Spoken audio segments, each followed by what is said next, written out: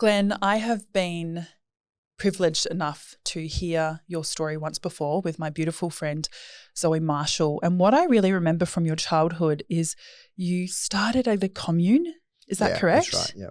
Could you go into that for me? Yeah, so very fluid memories, but when I was younger, we lived in like a commune, and every morning I just remember that they used to chant out the front of this kind of building, and then my dad would go off in some kind of truck. I think it was to do with like pruning trees or something to do with the lumber, and my mother used to do arts and crafts. But I remember we got kicked out of there for some reason. I'm not quite sure why, but that's as a family. As a family, yeah, all of us got kicked out. And it's funny, I can remember the priest, I can remember the priestess daughter, I remember silkworms. There's little things that I get like memories of that place. And I remember the dining hall. That's the thing I remember the most, was it was sort of like a communal eating, you know, and and Dad going off to work. Was it religious? Yeah, because they were always chanting. I mean, look, I was 3 or 4 or 5 maybe, you know, at that age. So I don't know quite what age I was, but I have little memories of it, you know. What were your mum and dad like? So my mum, she was very unwell. My mother had schizophrenia. She was a heroin addict. When she was pregnant with me, I actually went on a cruise to get off the heroin, and she ended up becoming an alcoholic. And for the rest of her life was an alcoholic. My mum was violent. She grew up with 3 brothers who were violent. Everything was about violence. My dad was a predator. He was convicted twice for predatory stuff. And as you'll hear as I go on, he ended up going to jail when I was 7. Can I ask what age you discovered your dad was a predator? Yeah, so what happened was when I was about 7, I was sitting out on the front steps of Mount Druitt, and when I was sitting there, the neighbours across the road, one brother shot the other brother dead.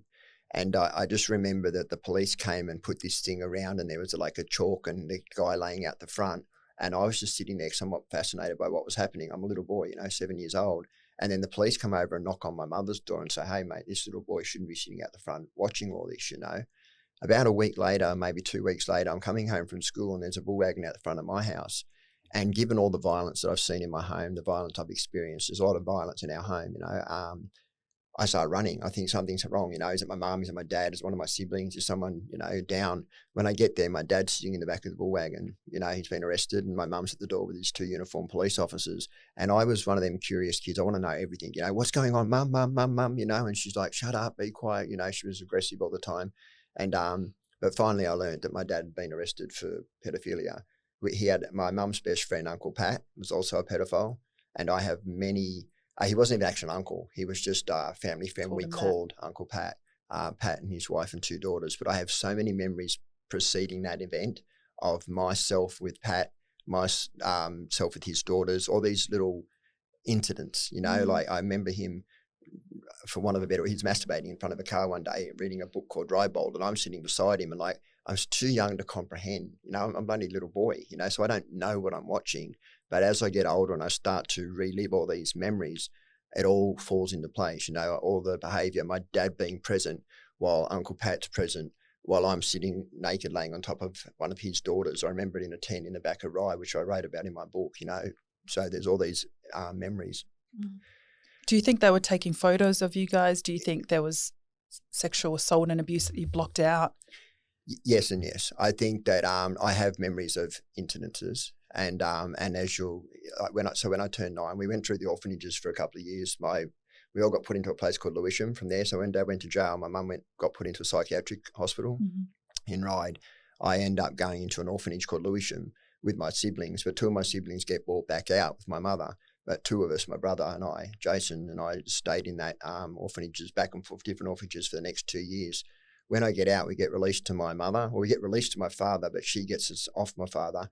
And I wake up one night about when I'm 9 and I'm being raped by Pat Chase. And that's my first vivid memory of something violent happening to me as a 9-year-old. And it was like, as a 9-year-old, you don't know what you're experiencing. You just know that it hurts. And the biggest memory I have of it is sitting there for the next 12 months, so afraid to tell my mother. I want to say I've been, hurt. And but my mother, all she ever used to say to me was, I'll put you back in a home. If you do this, you do that, I'll put you in a home. And she was forever saying that. So in my mind, I'm thinking her drinking buddy is more important than I am. So I keep all this to myself. You've been raped. You're 9 years old. What do you do that next day? Do you act as if everything's normal? Do you clean the bed sheets? So I honestly don't remember the next day, but I remember the night. I remember I sat on the bed rocking back and forth, and I remember going to the bathroom and looking up the hall and seeing my mother on the nod on the lounge, asleep on the lounge. I remember that night very vividly. I know when I was 9, I had 3 really bad incidents happen at once. Like only a few weeks after that, my mother actually tries to cut off my fingers with a knife. So what happens is she's addicted to Beck's powders, right? She gets up in the morning and she hears like Mr. Whippy Truck. And as she's hearing it, she's searching the house, scouring for money, and I'm just sitting there and she goes, "You stole money off me, didn't you, little prick?" And I was like, I wouldn't have had the guts to take money off my mother, right? She picks up a knife and like literally throws it. She's, "I'll cut off your effing fingers." And I'm like I'm just sitting there terrified, waiting for this to happen. Then all of a sudden she grabs me and starts dragging me in Shelby along the carpet on the ground. Another girl arrives at the door named Michelle Coveney, who's her best friend. She's, "Help me get this little prick to the bathroom." This woman helps my mother, assists her dragging me, and I'm screaming, kicking, And then she holds my hands over the sink and she puts the knife against my fingers. And I don't know if she meant to do it or whether the knife was so sharp that just because my fingers were so little, when she pushed against them, it just literally severs the tips of 2 of my fingers. And I remember that was the first time everything changed for me. I went from like, my mother done a lot of crazy stuff, hitting me all the time and yelling and screaming, but this was the first time it had ever risen to a level of that, where I'm absolutely petrified. I remember sitting on the bathroom, taking my shirt off, and I somehow had that foresight in my mind to stop the bleeding. So I remember wrapping my fingers up and sitting there, like just kind of in shock, like what's just happened, and all down one side of my body, I've got carpet burn, like there's all these burns over me. Do you know the thing that makes me the most angry about that incident? I was taken to the hospital, right, and I got a doctor on my right stitching my finger up. I got a woman on the left who's putting all this stuff over these carpet burns on my body. And the doctor turns around and says to my mother, "What happened to this little fella?" My mother goes off her head, right, starts screaming and yelling, "What are you fucking implying? What are you saying?" And these 2 frigging cowards just silence. Like the writing was on the wall. Yeah, it was so evident. I mean, if that happened today, there'd be police, it'd be on the front page of the paper, she'd be in jail. But back then, there was such a see nothing, know nothing, see nothing, hear nothing kind of thing. And it was, I still look back at them and think, you fucking cowards. Like if I just could not fathom seeing a child hurt and not being, having the presence of mind to do something, anything. Glen, was it more safer for you to be in the home in Lewisham or to be at that house? It was safer in the institution, but it was lonely in the institution. It was like, when I got into that institution with my brother, it's the funniest thing, my mother came to visit us twice while we were there. And I remember actually begging, I'm crying. And what I kept saying to her was, "What did I do? I'll be good. I promise I'll be good. Just take us home." And I remember like breaking down, like literally breaking down and saying, "I'm sorry. Whatever I did, I'm sorry." And her saying to me, "Oh, we're not allowed to take you home. I'm not allowed to take you home," which was just actually a lie. Because when my dad got out of jail for pedophilia, he was allowed to we were allowed to go into his custody. But no, by the age of 10, I was over being hurt, hit, bashed, whatever. And I was put with my dad. And then I stayed with him for about 2 years and I got sick of the violence there. My dad's violence was different. My mother's was volatile because she'd drink. My dad, now a dry drunk, when he got out of jail, his would be different. I'd be sitting with him in the passenger seat of the car and all of a sudden my face would just go numb. He'd just backhand me and it'd be like, 3 weeks ago we were at a party and you were told not to do this. And it's like, what is going on with this man where he's playing things that 3 weeks ago over in his head, I just got jack of it, mate. I was just sick of being hit, hurt, abused. So I started running away, from home. I was going to ask, do you have any friends at this point? No, that's the problem. I don't have family. I don't really. That is my family. The only person I knew was Pat. I know my mother had a parent and my dad had a mum, but I didn't really know them. So no friends really. No, so I just started running away. The first time I ran away to a place in Newcastle, right? And it's the funniest thing. It's sad, but it's funny. So I caught a train, right? And then I got caught by the train guard. And he sits me in the train thing, and then it stops at a red light, and somewhere this little 12-year-old boy just jumps out of the train and just bolts, right? Then I walk up to a school and I says to this kid, I said, "Who's the toughest kid in the school?" Thinking that, I want to know who the toughest kid is because I thought he'd be someone cool enough to help me run away. When I started talking to this kid, he's like, "What are you fucking on about? What are you talking about?" I go and sit in the shopping centre, right? And as I'm sitting in the shopping centre, this lady comes and she sits down next to me. She says, "What's your name, mate?" When we have this conversation, she goes, "Well, you can't stay here. You can come home with me." Now, my 12-year-old little mind, I've got a new mum. That's like, I just genuinely thought that this lady's going to take me home. She's going to take care of me. And she did. She made me this beautiful meal. She puts me to bed in this, like a bed. I never had bed like this. Like, it's actually got sheets on it and pillows, and it's like a normal home, you know. I'm laying in bed and I'm thinking, I've got a new life, you know, like, yay. And then about 1 o'clock in the morning, I'm woken up with a torch by police. Her husband comes home and makes her ring the police. And I wish I could find this woman, to say sorry, because I got up and I was vile. Are you a fucking dog? You fucking snitch. How dare you dog on me? You know, because this is the way I've been raised. You've been taught. I've been taught these behaviours, you know, you snitch, you dog. And she's crying. I'm so sorry, Glenn. I just have to do what's right for you. And it's like, yeah, you know, you betrayed me. And I always felt like people kept betraying me. And so this was, at that point in my life, felt like another betrayal. They put me into a prison cell and the police kept saying, look, just tell us who you are, mate, and we'll take you home. And I'm like, you don't understand. I'm so sick of being hurt. I don't want to. I'm safer in this cell. I'm safer in this cell. That's right. And the police ends up saying, well, we can take you to a home if you just tell us your name. Now, in my mind, again, my mind goes back to the orphanage. This is the kind of institution they're going to put me in. I can live with that. It's lonely, but at least I get free meals a day and I'm safe. But that's not what happens. They take me to an institution, an actual boys' home, you know, like I'm in with kids who have done murders and runaway, done break and enters and car stealing and, you know, armed robberies, and I'm just a runaway. And in boys' homes and prison, your status is your crime, you know. Wow. So someone who's murdered is like top dog. Yeah, absolutely. Because and a lot of these people are streetwise. They're growing up on the streets. You know, they're older than I am. I'm by far younger, and I look even younger than that. But I end up getting out of there, but almost instantly I run away again and again and again. And I end up going to an institution called Yasma. And then the second time I run away, I go to Yasma with my brother. But this time it was a much different experience. Like what they decided to do was in Yasma was they separated the siblings. So they put the older sibling in the senior side and the younger one in the junior side. So I'm now 13 and I'm put in with kids who are 16, 17 and 18 years of age. Oh, no. And I'm pretty. I've got long blonde hair. I look like a little girl. And so my whole stay there is sexualized. I have a shower and kids are coming up and grabbing me and touching me and, you know, just doing all these gross things to me. And although nothing happened out there, it was enough just to always sit there in my bed worrying if they used to come and jump into my bed and they thought they'd all laugh, you know, and they play this game called bingo. They used to masturbate at night time, right? And I didn't know what that meant. And they're like, bingo, bingo. And I'm like, well, I know what's going on here, but it was always including me in their sickness, you know. The other memory I have of Yasma, which was quite graphic, was I wet the bed. After I got abused by Pat, I started wetting the bed. I'd never wet the bed before, and it just happened because I know what it was, but I did. I wet the bed in this institution. I wake up about 3 a.m. and my bed's all wet and I panic. Oh, the kids are going to tease me, you know. So I go out to this officer whose name's there's Mr. Neat and Mr. Watson. I said to Mr. Neat, I said, I've wet my bed. Can I please have a shower, get clean sheets before the kids get up? You know what he does? He makes me take all my clothes off, stand out the front of the dormitory and hold my sheets out in front of me like this, like it's a punishment for wetting the bed's like some major crime. And I remember it so well because the next morning I get woken up and I'm being taken with my brother to an institution.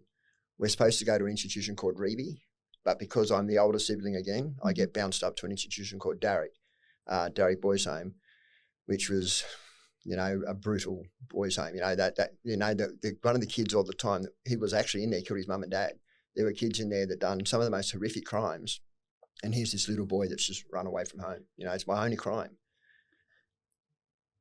You're obviously defenseless. Is anyone sticking up for you? Not at start. So the funniest thing, the first time I stick up for myself, what happens is the first couple of nights I'm in Darrick, I get up to go to the toilet, and to go to the toilet, you've got to stomp your feet on the ground, stand at ease and wait, right? And there's a dog box and there's an officer who sort of looks out at you and says, right to go, you know? And that happens. I hear someone else stomp their foot and I'm like, oh, I didn't think much of it. But this kid tries to abuse me. And anyway, what ends up happening is I end up getting sexually assaulted in there by older boys, right, while I'm in this Darrick institution. But anyway, one day I'm playing chess with this kid, right, and I beat him. I'm actually really good at chess for some reason. I've always been good at chess. And I beat him. And anyway, someone says to him, you couldn't even beat Glen Fisher Fisher, they call me. You couldn't even beat Fisher in an arm wrestle. So I give this kid an arm wrestle and I went bang, and I actually put his arm straight down. But the minute I hit his arm down, he went bang, and Ken hits me in the side of the head. I've never thrown a punch. I've never even got angry in my entire life. This is the first time I flip. I literally flip. And I jump on top of this kid and I'm just wailing into this kid it's like 13 years of all being pushed around, punched, yelled, screamed at. It's just fucking come out in one, thing. And then they finally pull me off him and I pick a chair up and I'm not stopping. I'm just won't stop. Finally, I'm being taken off to what's called solitary. It's called the boob there, but it's solitary confinement. But as I go, this elder boy, I won't say his name, but his first name was Fred, an Aboriginal boy, quite big, stocky. He puts his hand on my head and he said, see this kid? He said, this little kid here has got more ticker than half of you blokes in here. And he said, half your size and half your age. He said, the next one that puts their hands on him, he said, I'm going to fuck him up. And nobody touched me again. So there was that. Yeah. You've just been assaulted at the boys' home. Does that continue until you leave? No, it only happened a few times until after this guy stood up and abused me. It happened in the first week I was there. Yeah.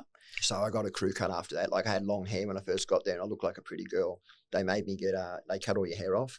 And so I think it's their way to dehumanize you. Nick cream in your hair, SCOBY cream on your body, cut all your hair off, make you march everywhere. It's like being in the army. Yeah. You leave this place at what age? So I'm 13, nearly 14. Nearly 14. And where's your brother? He's in Reby. Okay. Another institution in Campbelltown. Do you leave at the same time? No. So a funny little story was when we ran away, we were at the Kincumber pub, right? And I stole a jar of coins off my dad, right? And so we ran away and we done all these bizarre things that you do as you run away. But we're at this place called the Kincumber pub and I'm playing a pinball machine. And Jason comes up to me and he says, hey, can I have 50 cents? I'm going to buy a cherry ripe. And I said, yeah. Now what you got to understand is this pub, right, is in the middle of nowhere. 5 kilometres that way is just bush. 5 kilometres that way is just bush. There's literally nowhere to go, right? So anyway, Jason walks up and don't know what he's thinking. And he says, I'll have a cherry ripe, please. They give him the cherry ripe. They open up the till and he grabs all the cash and just runs. And he's like 10 or 11 years old. And it took him about 8 steps to catch him, and to grab him. But he ended up getting 6 months extra. So we got what's called a general. Yeah. Back then it's 3.5 months to 3 years. Mm-hmm. And he got that with a 6-month death, which meant he had to definitely do 6 months sentence. So I got out after 5. Mm-hmm. He still had a month to go when I got out of Darrick. But I ran away the same day I got out.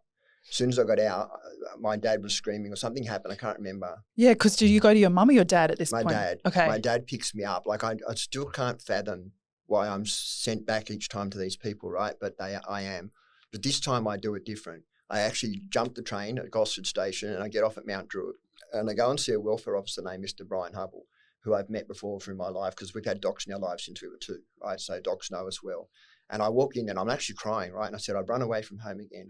I don't want to go to Darrick. I don't want to go to Penang. I'm not trying to be a bad boy. I said, I just need fucking help. I'm sick of being hurt, hit, abused, And he says, well, I can help you maybe. I know a foster family in Blackett in Mount Druitt. Mm-hmm. What he doesn't tell me is it's a 3-bedroom house, 9 adults living in the house. Mm-hmm. The bedroom I get put into has 3 adult men and myself, right? 2 have got prior convictions for pedophilia.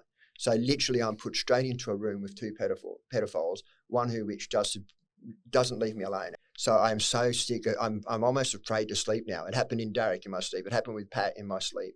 And now it happens with Les in my sleep, Les Carter. And I wake up in the middle of the night and this night I scream. I'm like, I am fucking done with being hurt. Leave me the fuck alone. My foster parents take me out of the room, put me into the bedroom with their youngest son. He's got a room of his own. So there's 3 bedrooms. He's on his own. I'm in with 3 adult men. Then the next day they put me back into that room with them again. And I've had enough. I actually go back to my real mother and who's now moving to Whyalla. She's got a boyfriend in South Australia.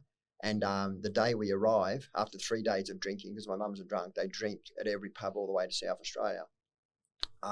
They have a punch on, like a physical fight. Mm-hmm. And so my brother and I intervene. It's like, you're not touching my mum, mate. Let's go, And like, we're just little kids trying to fight a man. Trying to protect your mum. But we get kicked out. And what ends up happening is we get put on a bus back to Sydney to meet my real dad at Oxford Street at the bus terminal. As we get off the bus, and I'm starving, mate. We've travelled for days, I haven't eaten. I've been on the streets, and as I get off the bus, I'm walking behind my dad with my brother, and our dad turns around and says to me, he said, I don't know where the fuck you think you're going, mate, but you're not coming with me, fuck off. And I was like, what? And that's it. I couldn't go back to my foster parents because they gave me an ultimatum that if I left, I couldn't come back. I didn't want to go there. I was being sexually assaulted. I couldn't go back to my mother, and I didn't really want to. And my dad's just told me to boot off as well. How old are you? I'm 14. Just about to turn 14. So you're 14, you're following your dad up because he's just picked you up. You think, all right, we're going to go home now. You're walking up Oxford Street. He turns around and says, basically, I don't want you. Yeah, that's right. Fuck off. The exact words he said to me. He said, I don't know where you think you're going, but you're not coming with me. And that's played over in my head my whole life. It's rejection. And it's like, I felt a lot of rejection as a kid. And that's a powerful emotion, and you don't realise until you're an adult and you start treating your shit that's what's going on. But that's the day I land on the streets of the Cross.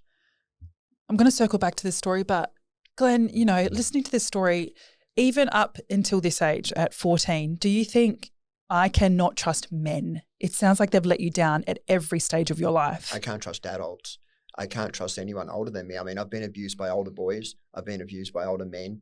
I've been violently attacked by older women, you know, by my mum. I don't trust adults at all. I've been let down by the system. I've been let down by docs, you know, and they were bullies at school, the teachers. They were bullies in the institutions, you know. The kid that's bullied the most, they don't protect. They jump on board and bully too, you know, and that's my story. So let's go back to the day on Oxford Street. What do you actually do? I actually sat down. I literally started to cry, right? I mean, I'm scared, right? I don't know where am I supposed to go. And a man comes and sits down beside me after about 10 or 15 minutes, and he says, "Are you okay, mate?" I said, yeah. And his name was Terry. He's a butcher in Oxford Street, big, solid-looking guy, but talks really gentle, right? And he says all the right things because, you know, they know what to do, you know. "Oh, are you okay, mate? Oh, I can give you something to eat. I can give you somewhere to sleep." And I'm like, oh, okay. You're desperate at this stage. I'm desperate, right? But something this day twigs. As we're walking up the street, I look at the size of this man. I've already been through all this abuse. I look like a pretty little girl. Everybody stares at me everywhere I go already. You know, I'm no longer trusting people. And we start to walk up this staircase, and then I just said to him, "Oh, excuse me, mister." I said, "Look, I don't think I want to stay with you," and turn around to go. I had a bag with a shirt and a pair of shorts in it. It's literally all I own. He grabs the bag and tries to grab my hand, but I managed to free myself, and I just bolt. And I run all the way down and all the way to Central Station. I catch the train to Mount Druitt, and then I go to my foster parents' place, and I get there at 4 a.m. in the morning. I walk from Mount Druitt Station to Blackett, and I'm sitting on the veranda, but I'm too scared to knock, right? About 6 a.m. in the morning, one of the kids that lives there, I'm saying 20-year-old, not kid, but a 20-year-old, comes down and says, "Oh, look who's on the front veranda, Mr. Fisher." And then what ends up happening is the foster parent has an argument with the foster father about me, and the next day I'm kicked out. And the foster sister takes me to Mount Druitt Station, gives me $5, and rings up a refuge in King's Cross, and that's where I sort of I'm now about to head to King's Cross and start my journey there. Can I ask, have you touched alcohol or drugs at this stage in the story? No. I've never drank alcohol my whole life. Okay. Ever. Yeah. So you get to the refuge. Yeah. Is it boys and girls or just boys? No. So the first refuge I get to is called the Opposition Refuge. It looks more like a glorified squat. It doesn't have doors. It's just got blankets for doors. And it's near the fire station in King's Cross. It's much older kids. You know, they're kids. Back then they had them up to about 25. So there were kids probably about 16 to about 25. There might have been a sporadic number of young ones like myself. I remember the police had to tell me this later on, but I gave a false name, false everything, you know, like I must have thought I was somewhat street smart, but I wasn't. But they didn't really bother with that. I just gave my name and I was able to stay.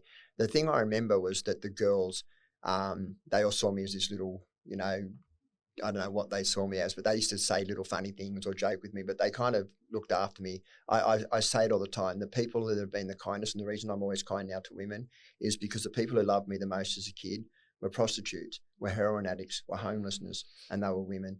And they were the ones who always saw me as a little boy. That's what I was. I was a little freaking boy living on the streets trying to be my own self. But, you know, I was literally bait, really. With no, you know, no education, not streetwise, just literally dumped onto the street to King's Cross. And, yeah, it only gets worse. I wish it didn't, but it does.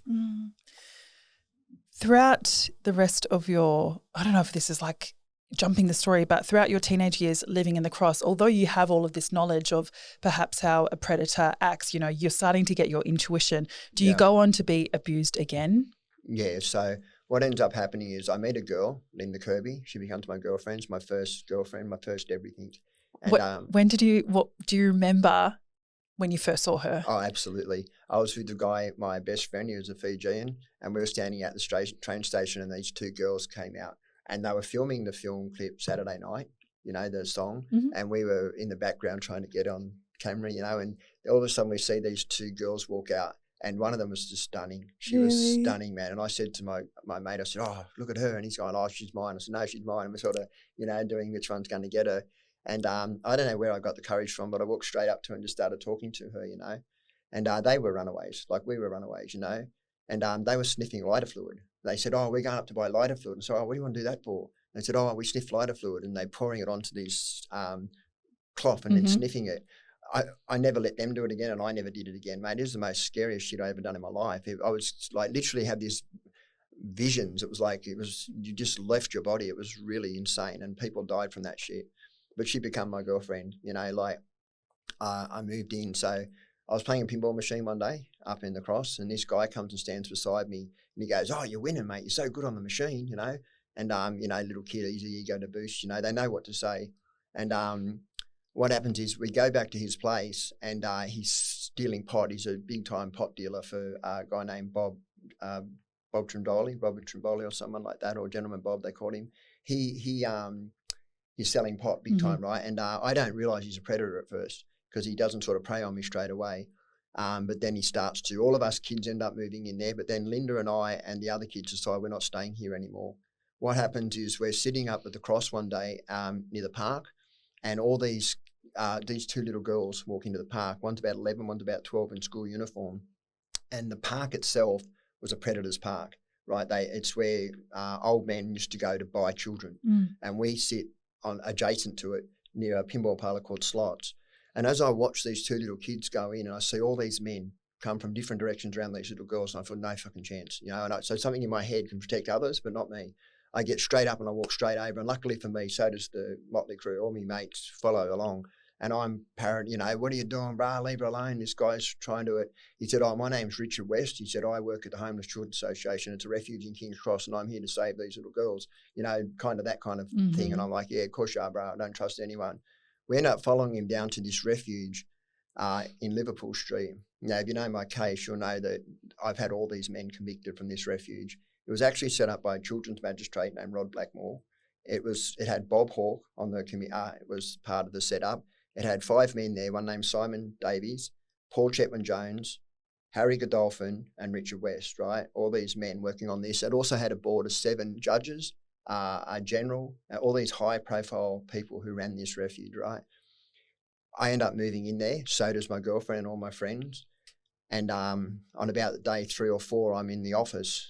I walk up and Simon's drinking alcohol. And he goes, oh, you want a drink? And he pours me a glass of scotch. And I'm like, I'm allowed to have a drink. Okay, let's do it. So I sit down, I start drinking. And then this Paul Jones guy comes in and he goes, oh, I've got these pills. You want to take one of these? And they were called Mandy's or Mandrakes back then, Reds, they call them. So I take one of them as well.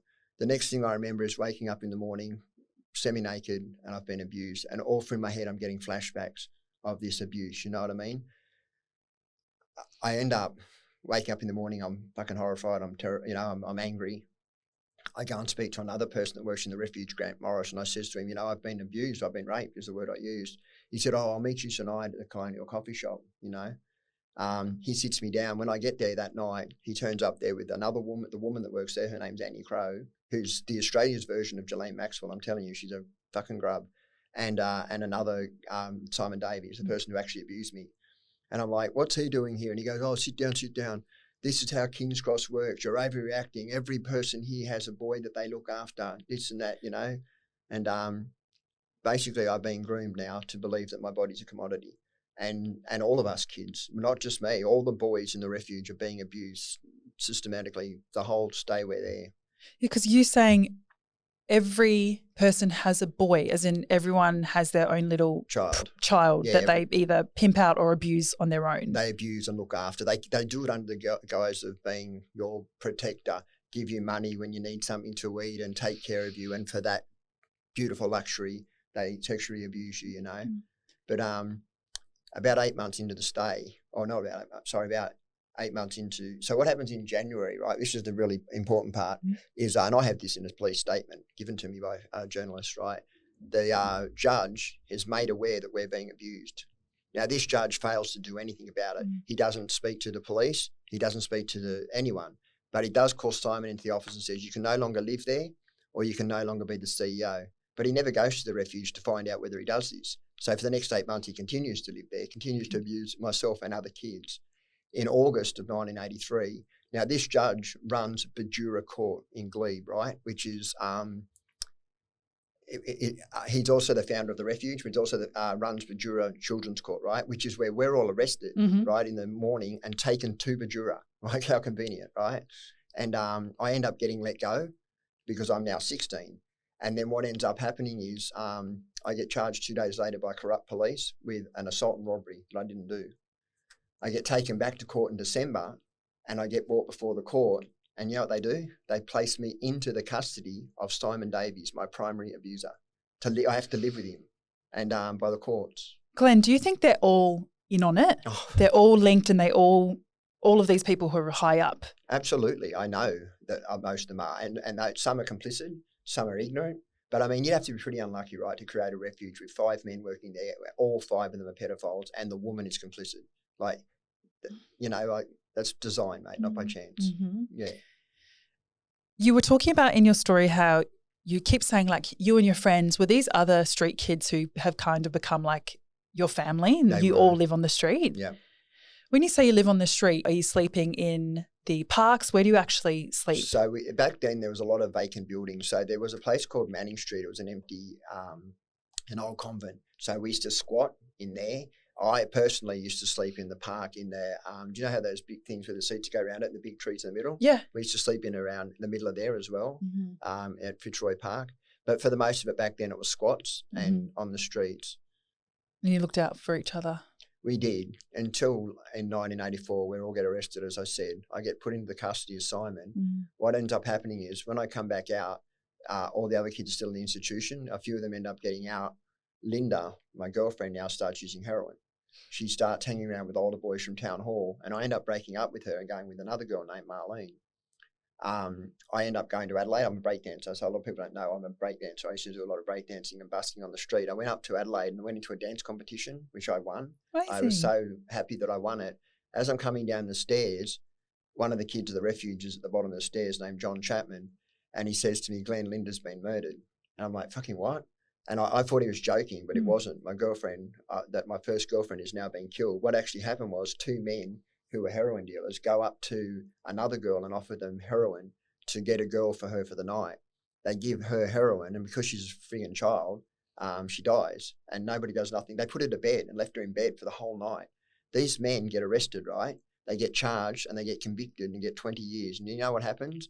They end up going to court before a judge named Judge Yeldon, who's a predator, he's a pedophile, who was actually going into the train station and having sex with little kids. And he was caught multiple times doing this, yet the police and the system did nothing about it. And they go before him on appeal, and he lets her killers free. Because they're all in on it. They're all linked. They're all linked. That's right. Judges, lawyers, politicians. And you know how they did it? So what happened was when they used to pick these kids up, they used to take them to rooms to have sex with them, right? The people that ran these establishments had cameras. So they used to film what they were doing to the children. Then after these incidences, they were compromised. They would say, if you don't do this or don't do that, then we've got video proof of you having sex with children. So they're suddenly now compromised. At this stage, Glen, do you think, what the fuck is the point? Like everyone is against us. We will never report anything again. Do you get violent? Like, do you seek revenge? So in 1984, after Linda dies, I become a heroin addict, which is quite sad. And in 1984, I actually went up to 2 of my abusers, the 2 I've just put in jail. And I said, one day I'm going to tell the world what you did. I get upset when I say this. I said, one day I'm going to write a book. And I said, one day everyone's going to know what you fucking did. And he laughed at me, mate. He laughed in my face and he said, "You're a heroin addict, mate." He said, "You'll be dead by the age of 21. And he said, "I had to fill your forms out in the refuge, mate. You can't even fucking read and write. How are you going to write a fucking book?" And, if he didn't say that to me, probably never happens. But that stuck in my mind. I was like, yeah, fuck you. And it took me 35 years to do it. But I did write that book. I did put him in jail. And I did. And I'm telling the world what they did. Do you remember the exact first time you tried heroin? Yeah, I do. I was with the friends down at that first pedophile's house. I was fascinated by an Indigenous girl named Julie. She was messing up in the spoon. And I said, "Oh, wow." And I kept asking questions. I said, "Can I have a bit? Can I have a bit?" And she said, no. "If you ever do this, I'll punch your lights out, rah, rah, rah." Anyway, 2 minutes later, she calls me over. She goes, here, there's 5 mils in it. I want you to try it so that way you don't ever try it again. And so that's the first time I did it. But that didn't really do much for me. I was sick. I kept throwing up and it was kind of fun, but I just, I didn't think much of it. But after Linda died, and I'd been using speed first for about 7 or 8 months every day. And then the first time I used heroin, I say this often, it was like the answer to Glen. The minute I took it, it shut everything off in my head. It was like all that fucking noise, the flashbacks of my girlfriend's murder, the losses, the abuse, all that stuff kind of closed off. The problem is that I spend the next 35 years chasing that. That doesn't happen again. It's sort of like a false narrative in it. It's conjuring to believing that it's going to make a difference, but it doesn't. One of your TikTok videos that I love is when you're talking about how you were shooting up in an alleyway in the Cross and a lady came out. Yes. And she actually went on to become quite notable. Could you talk about that? Yeah, so there's an alley called Horrigan Lane, aka Junkie Lane. We call it Junkie Lane. And I was walking down there one night, and what happens is back then there was no needles available, right? We could only buy them between 9 to 5 at Paul Kelly's chemist. And if you used out of those sort of areas, you couldn't find a needle. So we used to go up to the laneway and pick needles up and clean them out and sharpen them. As I'm walking up, I get just around the corner and this lady kind of pops her head over the fence and she goes, hey, little fella. She said, how you doing? I said, yeah, good. Like, I'm in a hurry. I want to have my shot, And she goes, are you using clean needles? I said, oh, I'm going to go and get one down there and sharpen it up. And she hands over a bag and she goes, she's got these little bags. She's a diabetic. So she's making up little bags with needles in them. They've got condoms and all sorts. So she's making them for, prostitutes as well and all that kind of stuff. But she's just making up what she calls safe bags, and I ended up staying there. So there were all prostitute women that were living in that house, no males at all. But she ended up becoming quite like a mentor to me. And all the prostitutes, they kind of looked after me like I was their son. I used to sleep in the bed next to all of them, and it was nothing sexual. It was just like I was like their little son, when I first started using. How long were you using before you went to jail? 7 years. So from the ages of 15 to 22, I used every day on the street to King's Cross. I was on methadone. I dropped repeatedly, 13 times I dropped on the cross alone.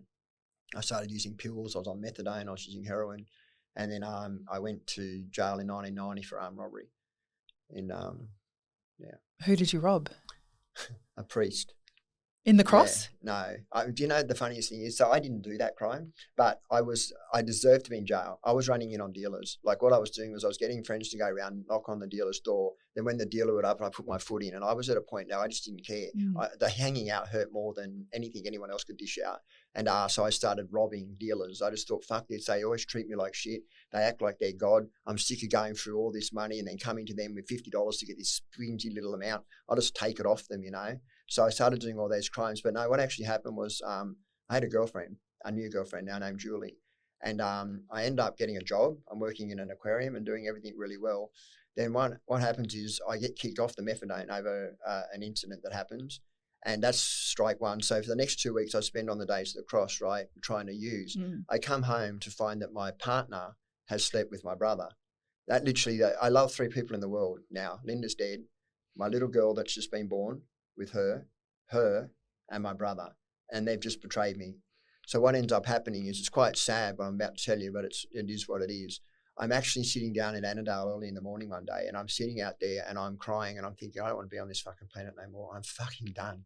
And it upsets me when I talk about it because I know how close it's come to losing my life. And I just sat there and I'm rocking back and forth and I'm listening to this Christian music playing in the background. And I thought, what the fuck is the point? There is no point. Every single person on this planet is either a fucking scumbag or a fucking predator, Anyway, the music stops in the church. So I go in and there's this cross with a sheet hanging over it with all paint kind of on it. They must have been using it for painting or something. I grab it around the top, I put it around my neck and I step off. And I don't know how, but some guy just comes out of nowhere and literally tackles me up, like lifts me up just as the point of where I'm about to snap my neck. And he lifts me up and he's like, he was a priest, him and 2 other guys, right? And they lift me off and they get me down. The next day, I'm at his place and we're talking and he goes, I wake up in the morning and I said, look, I've got to go. I'm a heroin addict. I'm hanging out. I need to go and do whatever it takes to get on. He said, I don't in all conscience want you doing that. He said, I don't feel good that you would do that. He said, let me give you $50. I said, all right, well, thank you. And then all of a sudden he goes, no, wait up. In my conscience, I can't do that. And so what he's doing is he's giving it to me, then he's taking off me. And he doesn't understand. An addict's mind is like, I'm at peace. I'm at war. I'm at peace. I'm at war. He doesn't understand this. I pick up 2 knives and thing, and I put them to my throat. And I say, don't you understand? I'd rather be fucking dead. And I throw the knives on the ground, right? That's all I did. And then I said, fuck you, bro. And I go. He ends up saying, listen, wait. Let me drive you to the cross. He said, and then as we get there, he said, can I pray for you? And I said, sure, bro. I said, I don't think God's got no play in this, but I'll listen, right? There's a part of me that believes in God, but there's a part of me that hurts me too, because I think, how does God let a little boy get raped? How does God let a little girl get murdered? You know, how? Make that make sense to me, right? But all right, you can pray for me, bro. Then as he prays for me, he hands me the $50 and he says, please, Glen, don't die. And he said, can I take your clothes off you and I'll wash them for you? Come round and get them in a couple of days. So I do. I go back in 3 days later. And anyway, he said, oh, come in, have a cup of coffee. So we're sitting having a cup of coffee. He said, I just got to do something. I'll be back in a second. I said, all right. He goes away and he comes back. What he's done is gone and rung the police, right? The police, bang, bang, bang, bang on the door. They come flying in and they throw me on the ground. They charge me with demand money with menaces, right? But then King's Cross police, what ends up happening is I get bail and then when King's Cross police rearrest me, they so what had been happening for about 2 weeks, every time the police used to see me, like you probably see me do this video, they'd chase me all over the cross, but they couldn't catch me. I was fucking quick. So I used to run down Chapman Steps or run up Chapman Steps, and about halfway up, I'd look around, and I'd just be grin on my face like, you can't get me. They finally get me, and anyway, he comes back and he goes, he's wanted for demand money with menaces. But I just read through the brief, and to me, that's an armed robbery. So they've bumped my charges now from demand money with menace to armed robbery. And so now I don't get bail. I'm put into Long Bay Jail. And but you know the irony to this story is they literally saved my life. I was going to say, do you look back on it with anger, or do you look back on it with like, thank God they did that? Thank God they did that. You know, like the cross, people were dying and I was going, it was only a matter of time before I died, mate. And I keep thinking, I nearly took my own life.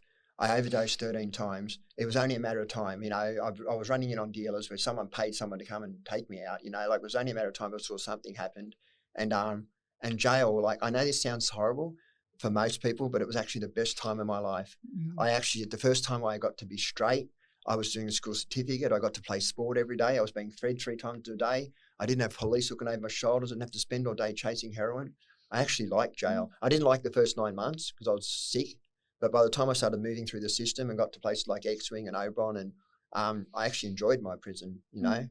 It's sad. Glen, can I ask, did you get abused at all in jail in that stint? No, I never saw abuse in jail. I really don't. Like we have this misconception because we see all the movies from American, but in Australia, the only time I've ever seen that kind of stuff in prison is by guys who are complicit in it. They want to be like guys in relationships who are kept very dark. I remember when I was in Bathurst jail, there was a guy, I won't say his name, but a young guy got put into his cell and he did abuse him, right? The next day, nearly half the jail bashed that guy. Yeah. Like our systems are different. We protect it. And it really frustrates me when I hear all these people making claims about abuse in jail, because I was in jail and I didn't see any of that. Now, I'm not saying it doesn't happen. There are genuine cases of abuse. I just didn't see it. Never was it even put near me. I never had ever the threat of it in prison. And trust me, when I got to jail, I was like, you know, am I going to go through this again? And it didn't. That's the one. Yeah, no. How long were you in jail for? 2 years, 8 months. Was this the final time? The final time. Yeah, I did 11 months on remand, got out on Supreme Court bail. So they gave me bail to go to rehab, right? And I got put on a bus with all these other guys to go to Odyssey House, and they stop at Hyde Park. And as soon as they stop, I just slip out the window and I took off and I get away. But I ended up, it was good because I was still withdrawing off methadone. It gave me enough time to get more abstinence, more time before I actually went to jail. But yeah, that was the only time I went to jail. I've never been in trouble for anything since. You start improving your life once you get out of that second stint, or does that come down the track? Down the track. When I get out of jail, I meet a beautiful woman and we have a beautiful son and life's good. But the problem is that my addict had been doing push-ups outside waiting for me. You know, that I hadn't treated my addiction, which meant that I kept tingling around with it, messing around with it, enough to end up getting back on the methadone program. So although I don't use for long periods of time, I'm on methadone always. I'm always trapped onto something, and quite large amounts of methadone. I actually started injecting methadone. So I'm buying other people's methadone as well. I have that addictive personality. What I have is untreated trauma. And I don't know how to silence the demons. And the only thing I knew then how to silence these demons was by using some sort of substance. Mm. Do you remember the day you thought, I can't do this anymore, I got to stop using? I do. And it's probably the most distressing part of my story, really. In 2009, so I want to just go backwards a little bit. When I was a kid, I remember saying to myself, 2 things in my life will never happen. I'll never drink a drop of alcohol, ever be a drunk. And I'll never let docs walk and touch my fucking family like they did to me. I never drank alcohol my whole life. But in 2009, docs walked through my door. And one of the things they said to me, Glen, is it's our understanding that you've just been through all these. I just been through 2 royal commissions, right, and 2 court trials against my abusers. They said it's our experience that those who have been sexually abused go on to sexually abuse. And I'm like, what the fuck are you talking about? Like, I am still programmed to be frightened of the system, so I'm complicit in allowing them to do what they do next. What ends up happening is they end up taking my children off me, which is literally look. Being honest with you, I deserved to lose my children at that point in my life, right? I was using heroin, I was dealing speed, but the biggest part of me was I'm violent, right? So not violent to my family, not violent. I'm violent to every man that comes within my presence. There's this, anytime I see an injustice, someone hurts someone else, I'm like, my partner used to say to me, here he goes again, Superman to the fucking rescue. And I'd run off and I just want to fight. And I didn't care if I got hurt. I had this thing in me that was just fucking untreated. And yeah, but luckily it sort of saves my life again. In 2009, I tried to take my life again. It's only twice in my life. After my kids got taken, that was it. I was fucked. I just couldn't handle this. I end up going around, just insanity of it. I go around to a drug dealer and I say, how much heroin have you got? And he says, I've got about $300 worth. I said, I'll take the shallot. He said, what do you want all that for? I said, mate, I'm going to go up to the church up the top. I said, I'm going to take the lot and I'm going to end it. And he goes, oh, bro, that's pretty sad. And then sells it Just to gives me. it to you. And gives it to me. I was like, that guy died 3 months later of an overdose. Yeah, I mean, I don't say karma because he was actually a nice guy, just bad decision, bad call there. I walk up to this church, I put the whole lot in a spoon, I mix it up, I pray to this God, and I don't know if you're there or not, but if you are, can you hear what I'm saying? And it's quite an emotional time because I know that I've got children now. I've got 4 children, and I'm about to leave them without a dad. I put the needle in my arm, I take the lot, and fucking nothing happens, right? Like nothing. It's like I'm smashed, but nothing. I don't drop. So I get up and I walk from this church. The second time I've chosen church as my location. I don't know why. I walk about 100 metres to the main street of Lithgow. I walk down a bit and I walk into a pub. I sit on a stool and I said, bro, can I have a glass of water? He says, yeah, mate. He hands me the glass of water and I go, and it just went bang. And I hit the deck. So luckily, like if I had hit the deck there, I'm probably dying. But because I hit the deck where I did, I'm obviously taken to get help. They give me Narcan. They put me into a psych ward for 2 weeks, Piala, in Penrith. But I end up going to rehab. That's where I've got to do something, mate. My kids need me. Did rehab teach you how to deal with the addiction and the inner turmoil? I was the most resistant person in rehab. Trust me, I fought on everything. There's so many people who message me now today saying things to me that I used to say. But yeah, it did. I learned a lot about ownership. But like people say to me, so there was an argument once, right? I cooked dinner for everyone and I made all rissoles, right? And everyone's eating their rissoles. There's about 30 rissoles left. So I eat 2 more rissoles. Oh, I'm still hungry, so I eat 2 more rissoles. And this woman comes up to me and she's like, I think you've had enough fucking rissoles, Glen. I said, listen, cunt. I said, do you have a badge? Are you a copper? Who the fuck are you telling me to have fucking rissoles, right? Group. So they call this big group on me, right? And everyone's saying, Glen, it's about your attitude. I said, no, it's fucking not. It's about the fucking rissoles. If you don't hassle me about the rissoles, I'm not screaming at you. Everything's honky-dory. So people still message me to this day, go, hey, Glen, it's not about the rissoles. It's not about the rissoles. But it was about my attitude, right? I fought back on everything because what I had was an untreated trauma. Underneath me was this serious PTSD. There's this serious anger of fucking injustice of all this stuff that's happened to me that's untreated. I'm trying to be a dad. I don't even know what a dad looks like. I'm trying to love a wife. I've never even seen what love looks like. I'm trying to keep a home and I've never seen how homes look. How do you do any of these things if you've been dragged literally up on the street? But there was something in me that made me stay. I just kept night after night staying. And then I got cancer. So thyroid cancer. So on 11 months there, I'm jogging every day. I'm doing weights. And I'm thinking I'm looking fly, right? They call me in the office and say, Glen, can you jump on the scales for us, please? So I jump on. I'm 65 kilos. They said, Glen, something's out of whack here, mate. We need to go and get you checked. I've got 2 nodules on this side, atypical pattern follicular cancer, 3 nodules on this side, papilla cancer. There's only 2 types of cancer. I've got both of the bastards. So they have to do what's called I have to leave rehab. I'm already in trouble, so I got kicked out of rehab for going off my head. But the doctor said to me, Glenn, with what you're going through added to the thyroidectomy, he said, it's surprising you haven't killed somebody. He said, like, people used to get put into institutions with thyroid toxicity, you know. But I did learn a lot. I came out of rehab after I got my treatment. I actually overdosed, right? Very first time I used, I dropped, bang. That's the last time I used. I just thought, I'm not doing this anymore, because they rang up my son. They picked up the phone and they just went through the numbers and bang, oh, that one will do. And it happened to be one of my sons. And you couldn't have picked the worst person to ring and say, oh, we've got a guy here that's just overdosed, you know. And he clung to me like glue for the next 6 months. And I'll hold that in my heart forever. Like that, it still affects him. I know it does.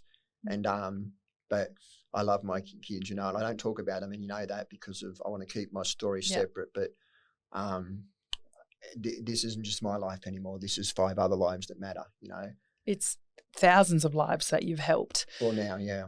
Glen, do you believe in God now? I believe in God. I don't believe in people. So I don't believe in people's version of God. Mm-hmm. I believe that there's a man up there it doesn't take much to believe there's something more powerful than us, right? We're too beautifully created, you know, and I believe in love, you know, and I believe that it doesn't take much. I love the message that Jesus says, where he says, love one another as I have loved you. And I think I live that. You know, I treat everybody equal, and I love everyone. I even the most insanest people that people wouldn't look at, I look at them and I think, what's happened? You know, what's happened? And people trust me. They just share with me their stories, and it's been I don't know. I have an ability to connect with the most people. Like one of my daughters said to me once, she said, you know what I love about you, Dad? She said, doesn't matter if you're talking to a man in the street or a man in a suit, it's exactly the same. Exactly the same. And I said, because they are the same. Instead, I trust the guy in the street probably more than I do the guy in the suit. Glen, we're going to start wrapping up the interview, but I would love for you to talk about the work you do now. I think it's so important. Glen, even before this interview, said, I'm just going to do my street work. Do you want to explain to people what you do? Yeah, so I run a project now called the Leg Up Project, where I go down to Sydney and I reach out, and the main part of it was just to build connections and get to know people and see where I could make a difference. It's turned into this huge big org now, where I've got one in Melbourne. We're about to start in Queensland. We give out gift cards, we give out body wash, shampoo, conditioners, toothbrushes, socks, jocks, and we also give out swags. It's grown into this incredible thing. Like, I'm known everywhere now. Like, everywhere I go, people know me between my social media, the current affairs, and my street work. But I love it. And what it's done is, the thing that's helped my life change is it's given me a purpose, and it's taught me gratitude. And those two things, and you know, in recovery, gratitude is the key to our survival, because once we start getting complacent, that's when we start getting into trouble. You know, and so I love what I do on the streets. I'm legitimately building connections and changing lives. And I'll share this with you. I had a message the other day. Someone reached out to me and said, Glenn, I've been watching your videos for the last 2.5 years. So about 1.5 years ago, I pulled my head in after watching your videos, and I got my kids back from docs. And I get so many of those messages where people say, because of you, Glenn, if even 20% of those are true, that's incredible. You know, it really is. Can you believe this is your life? No, I honestly thought I would die in a gutter somewhere. And I'm 58. How did I make it this far? But I have, you know, and my life now is changing others, you know. It's trying to teach people that don't let your past rob you of your future, because that's what we do. Glen, you are here for a huge mission, and you know that. Absolutely. Look how many times you were saved. You're meant to be on this earth and doing what you're doing now. Thank you so much, not only for this interview, but for helping so many people the way you do, for your authenticity, for your generosity. I think that's the biggest thing when I think of you. So thank you so much. I appreciate you, man. I love sharing my journey, because I know that just even one person hears it and it changes their life, then it's worth it. Thank you.